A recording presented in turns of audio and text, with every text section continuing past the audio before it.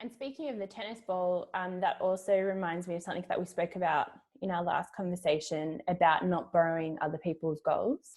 And I've just Yeah. been thinking about that so much. It's just gold, like absolute gold. I'm like, oh, yep, that goal was not mine. I don't Right. even want it. I don't want it. It's not my tennis ball.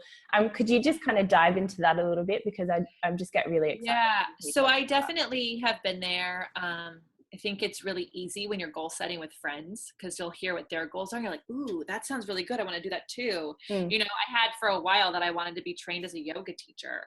Yeah. And the truth is, I definitely want to learn how to do yoga better, but I don't really actually know that I ever want to I don't know, maybe that will change as I travel this world and I want to do other things. But I had that down on my list, and then I was kind of like punishing myself, like beating myself up for like not actually signing up for any yoga trainings. Like every time one would come up, I would be like, "That's on your list," and it's like, but I actually don't want to do it. So you can actually Mm. check off a goal and consider it done. Like you Yeah. can just, and that's silly.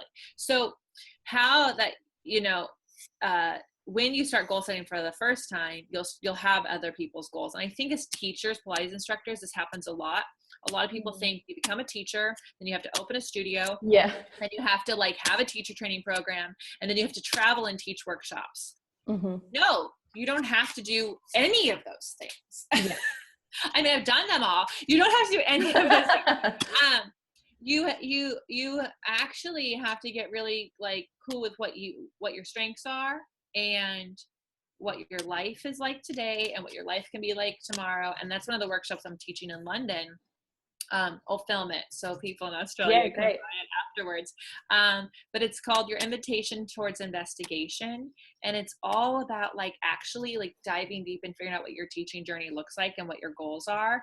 Because I think there's a lot of pressure on people to lead retreats and lead workshops and have these full classes and have these big glamorous studios. And Yeah. you can actually have a studio in your home with one of every piece of equipment and also be plenty successful, because the definition of success is what you make it. And so when you goal set, just check out what goals are you avoiding doing? Are you avoiding them because they require you to grow, or are you avoiding them because they don't fit, like you borrowed somebody else's, Mm. you know? Yeah, that's great. I wish I could go to that workshop. It's exciting. Well, we'll make sure it happens. You'll get it. You'll Yeah. get access. Yeah.